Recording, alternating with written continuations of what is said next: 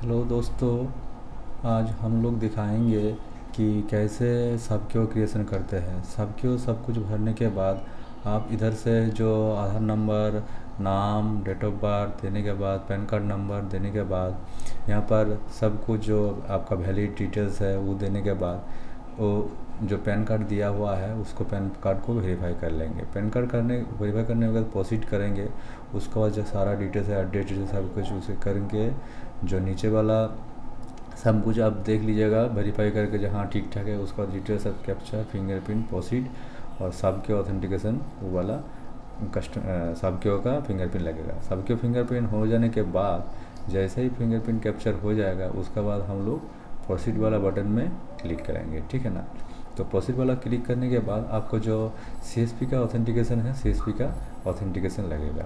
तो सीएसपी का फिंगरप्रिंट देने के बाद हम लोग जैसे सीएसपी का ऑथेंटिकेशन होने के बाद जैसे हम लोग प्रोसीड करेंगे तो प्रोसीड करने के संगे संग ही हम लोगों का आईडी, सबक्यू का आईडी मिल जाएगा, ठीक है ना। तो सबक्यू का आईडी जो मिल गया उसका बाद सबक्यू का आईडी मिल गया है। उसके बाद हम लोग क्या करेंगे, तो हम लोग यहाँ पर देखिए, हम लोग यहाँ पर जो सबक्यू क्रिएशन वाला ऑप्शन है इसमें जाएंगे, ठीक है ना।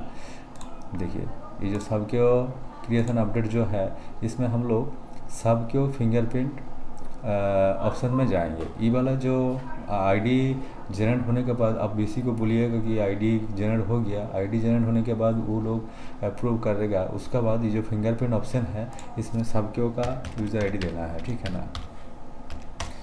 जैसे ही आपका सबक्यू का आईडी दीजिएगा, आईडी देने के बाद यहाँ पर फिंगरप्रिंट कैप्चर ऐसे कुछ लिख दीजिएगा, ठीक है ना।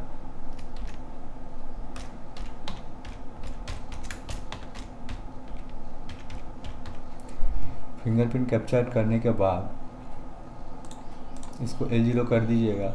उसका प्रोसीड जैसे ही कीजिएगा उसके बाद 10 गो उंगली चले आएगा। तो 10 गो उंगली चले आने के बाद एक एक करके जैसे जैसे आप फिंगरप्रिंट सबके होगा दीजिएगा वैसे वैसे करते करते उसके बाद प्रोसीड कीजिएगा। तो वो प्रोसीड करने के बाद जो आपका सबक्यू का आईडी है या फिर रेफरेंस नंबर एक जनरेट होगा, वो रेफरेंस नंबर आपको ब्रांच से अप्रूवल कराना होगा और बीसी को बोल दीजिएगा कि ब्रांच से अप्रूवल करके लेके आए हैं। उसका बाद बीसी अप्रूव करने के बाद ही आपका सबक्यू का आईडी चालू हो जाएगा, ठीक है ना। इससे जो हम लोगों का जो प्रोसेस रहता है, जैसे डॉक्यूमेंट्री का प्रोसेस जो रहता है वो हर बीसी का हर नियम होता है, ठीक है। सब बीसी का नियम एक ही नहीं होता है। जैसे बहुत सारा बीसी का रहता है। देखिए बहुत सारा बीसी ऐसे भी उसका क्वालिफिकेशन का मार्कशीट या सर्टिफिकेट, ठीक है ना, IIBF अगर नहीं भी रहेगा तो चलता है शुरू में। उसका बाद उसका PVR, ठीक है ना, सब क्यू का साथ मेन क्यू का एग्रीमेंट, ठीक है ना, आधार, पैन, ई वगैरह लगेगा ही लगेगा, ठीक है ना।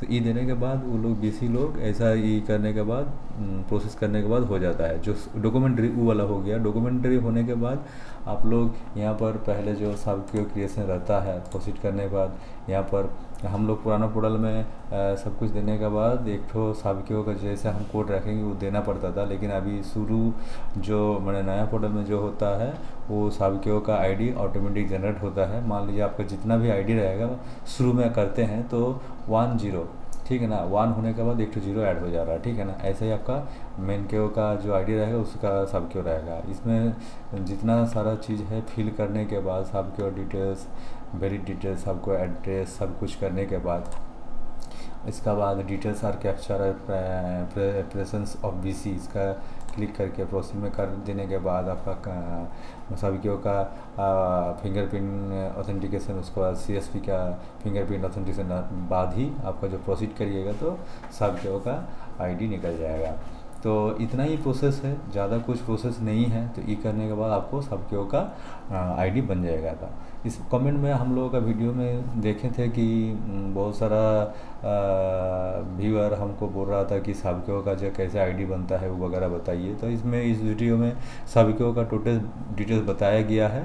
तो इस वीडियो को फॉलो करके आप लोग जानकारी ले सकते हैं। Thank you for watching this video.